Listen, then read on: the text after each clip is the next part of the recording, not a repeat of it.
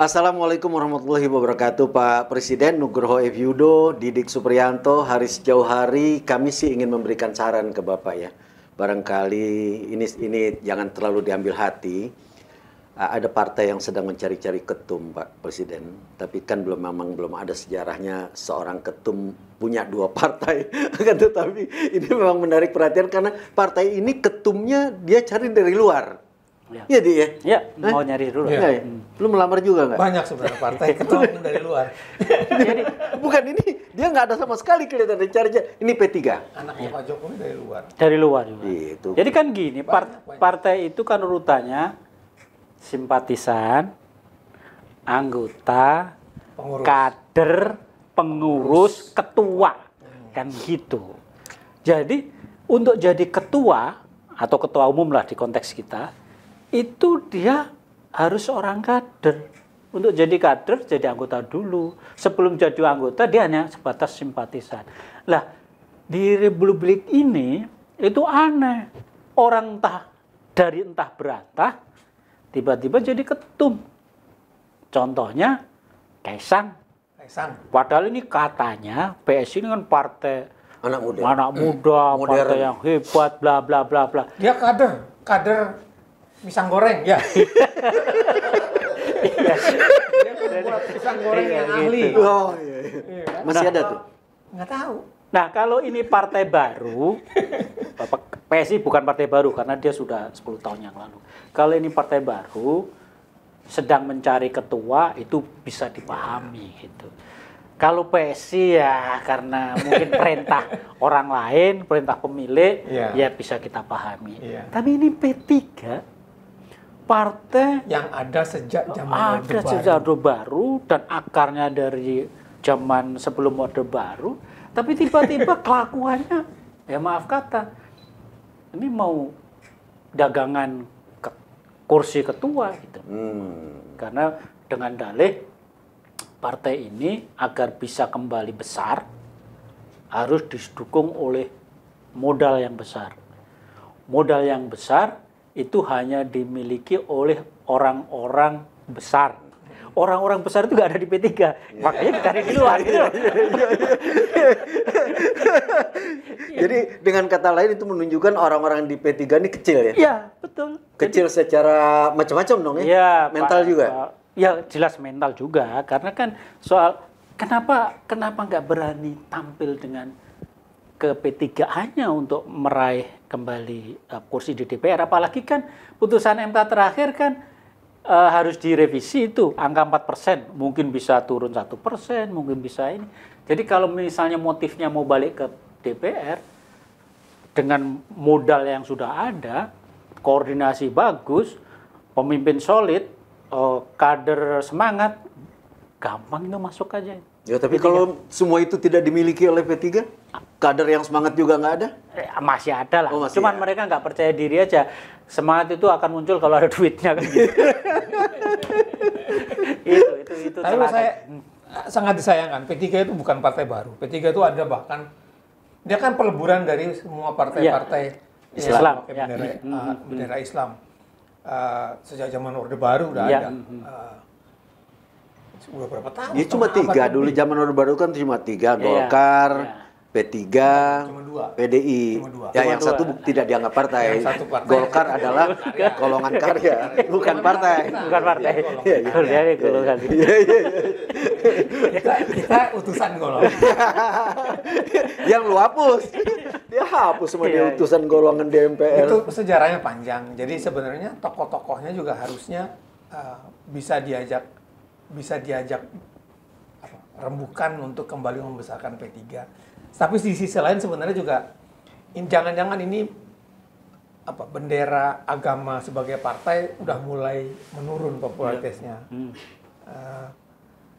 Karena di pemilu kemarin juga partai-partai berbendera agama itu bahkan sedikit yang dapat kursi yang ya kalau kita lihat trennya sejak pasca reformasi ini. Awalnya kan dulu pas awal-awal kebebasan dibuka kan banyak orang yakin bahwa yang namanya ideologi Islamisme itu bisa menggrab massa yang banyak. Tapi kan makin ke sini partai-partai berlabel Islam itu kan makin berkurang. Gitu. Jadi akhirnya P3 sendiri malah nggak dapat kursi. Ya, ini kan soal Aneh ya, sebenarnya menurut gua aneh. Ketika banyak perilaku-perilaku rakyat yang makin mengeras di agama, tapi partai malah nggak laku. Nggak laku. Gitu. Partai Islamnya nggak laku. Partai Islam malah nggak laku. Bahkan partai umat mau pecah nih. Ya. Belum apa-apa udah pecah. Belum apa-apa udah kalau pecah. partai umat kan nggak bisa lu bandingkan dengan P3 Karena dong. Amin Rais memaksakan menempatkan mantunya sebagai ketua umum. Satu DPD Di Jogja Jogja, langsung ya. mundur menyerahkan. Jadi di satu sisi ada Amin Rais yang memang mengambil dari dalam banget ya, bahkan dari dalam keluarganya. Dan ada P3 yang dari luar banget gitu kan. Ya kan? Udah offside gitu. Kalau sepak bola udah offside gitu. Ya kan? Jadi memang sedang tidak laku partai berbendera agama. Ya tapi itu juga menunjukkan sedang lucu ini politik Iya. di bagian ini kan. Jadi kalau kita lihat fenomena beragama kita, meskipun itu formalitas ya, kan makin kenceng di kesini. Iya. Orang jilbaban makin banyak, masjid makin banyak, Iya. umroh makin sikap-sikap tinggi. makin mengeras. Iya, Didi sikap-sikap juga makin puasanya nggak mengeras. tinggal Ji sekarang Iya. Ji Senin Kemis. Tapi kok justru partai yang berlabel agama ini nggak laku. Jadi itu mestinya jadi pertanyaan serius buat para aktivis partainya. Tapi karena pertanyaannya terlalu serius, dia nggak bisa jawab, maka yang ambil orang luar. Gitu loh. Nggak, kita kan membicarakan P3 ini karena prihatin Dan ya. jangan lupa salah satu yang disebut-sebut diinginkan Iya, oleh P3 itu mantan presiden. Pak Jokowi. Pak Jokowi. Pak Jokowi itu tuh pasti bilang, dia belum bilang apa-apa kan. Jangan Tapi bisa. Dia tanya saya nggak mau sekarang. Gitu. Besok Besok mau. Gitu. Itu kan Pak Jokowi. Gitu. Jadi kalau Jokowi jawab nggak mau, berarti mau. Menggiurkan nggak P3 untuk Pak Jokowi? Tuh, menggiurkan sekali. Bukan. PSI nggak ada Nggak ada harapan. apa-apanya. Gitu. Kalau Jokowi yakin bahwa jalan untuk mencari massa itu uang, P3 bisa dia pakai. Karena struktur P3 itu kan ada di semua daerah. PSI ada, cuman kan Ya, begitulah ya. begitulah Ya, ya, ya. gitu. Begitu karena partai baru kan. Dulu memang pasti Pak Jokowi mengharapkan PSI tidak sekecil sekarang, harusnya lebih besar setelah dipegang sama Kaisang. Ternyata tidak. Nah, ini menurut saya lebih seksi kalau dia masuk di partai karena setidaknya dia akan punya kendaraan. Jadi lu mengusulkan Pak Jokowi ambillah P3. Bukan mengusulkan. Bukan Cuma nanya potensi. Potensinya. Potensinya itu. Artinya nggak usah berpura-pura. Ya kalau mau aja. Mumpung belum jalan, mumpung kompetitor belum pada muncul. Nggak ada syarat ijazah Iya, kok di situ. Iya. Emang Pak Jokowi suka berpura-pura?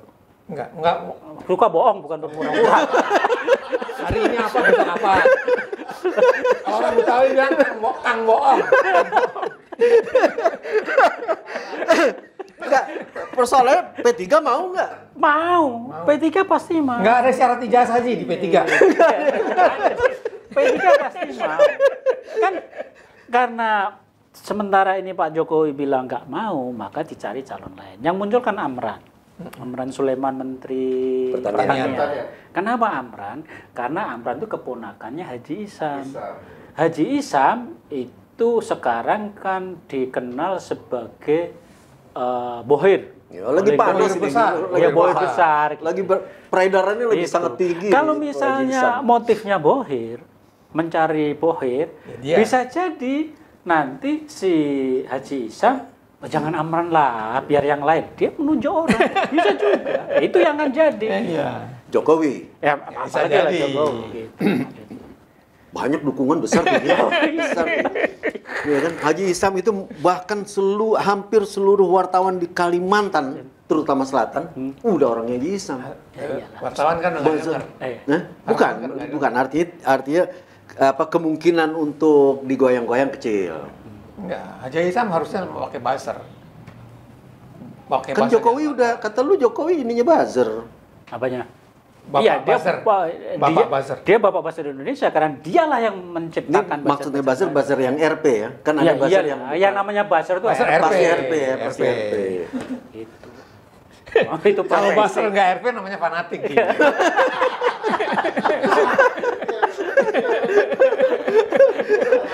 Atau fanatik itu atau cecunguk. Kalau bahasa RP cecunguk juga. RP juga. Ya udah kembali ingatin Pak Presiden bahwa situasi kayak gini itu nggak bagus lah buat pertumbuhan demokrasi kita. Partai kok jadi bayang dagangan gitu. Apa yang disebut kaderisasi, apa yang disebut dengan pemahaman tentang ideologi kebangsaan dan lain ngomong kosong. Apakah bisa? Ini penting Presiden tahu karena lewat Pak Presiden setiap tahun kita mengeluarkan anggaran uang rakyat loh untuk partai. Tapi P3 kali ini nggak dapat. Yang di nasional ya, karena kan dia nggak punya kursi. Yang punya kursi yang dapat ya. Ya maksudnya kita setiap tahun tuh mengeluarkan uang negara untuk partai. Tapi partainya dibikin kayak main-main gini kan, kayak gini lah. Maksudnya bisa tidak Pak Presiden menjadikan meluruskan lagi berdasarkan dua kasus yang sekarang kita bicarakan antara lain adalah PSI. Orang luar. Ya kan, orang luar, dan kemudian juga itu kan udah begitulah ya kan, kemudian P3 ya untuk memperbaiki sistem pengkaderan di partai-partai. Presiden memang tidak bisa cawe-cawe urusan partai lainnya, urusan partai. Bahkan beliau selaku Partai Gerindra tentu saja nggak etis menyampaikan sistem. Makanya itu ya itu tadi. Makanya itu yang perlu didorong adalah bagaimana membangun sistem kepartaian yang lebih baik. Dan posisi sebagai presiden itu sangat mungkin itu. Undang-undang partai bisa diperbaiki, bahkan undang-undang pemilu bisa diperbaiki. Karena sebetulnya kunci untuk mengubah perilaku partai itu di undang-undang pemilu. Kalau undang-undang partainya katakanlah ada seperti sekarang tidak ada masalah. Tapi kalau perilaku, cara pencalonan dan lain-lain itu diubah sedikit saja, itu bisa banyak membantu. Ya. Pemilu kita tuh pemilu paling rumit di dunia. Dan itu bisa apakah hasilnya bagus setelah reformasi ini? Udah berapa kali pemilu? Enggak juga. Enggak juga gitu. Jadi pemilu yang berkualitas dimulai dengan partai yang berkualitas. Dan saat ini P3 PSI menunjukkan tidak berkualitasnya partai-partai. Sebetulnya yang bagus itu belajar dari Partai Prima. Prima malah. Iya, karena apa? Partai itu nggak lolos ikut pemilu, tapi kader-kadernya banyak yang jadi pejabat. Kamu tahu kan Partai Prima ini adalah jelmaan dari PRD. Iya, jelmaan dari PRD. Dia sadar kalau ikut pemilu pasti kalah lah. Pasti kalah. Proses pendaftaran aja nggak nyampe kan. Makanya nggak apa-apa. Akhirnya dia nempel lobby ke sana kemari ya. Banyak kadernya yang jadi wakil, yang tidak jadi wakil menteri. Dan yang mencoba kayak gitu bukan hanya Prima, banyak juga. Makanya banyak sekali partai sekarang kan yang tidak Jadi boleh dibilang Prima itu partai kader lah. Pak Presiden, intinya adalah kita menginginkan agar sistem kepartaian kita lebih di Indonesia ini diperbaiki agar kehidupan demokrasi dan politik kita lebih sehat. Begitu ya? Iya. Sehat istilah yang tepat. Sehat. Baik, Pak Presiden, terima kasih banyak. Wabillahi taufiq wal hidayah. Wassalamualaikum warahmatullahi wabarakatuh.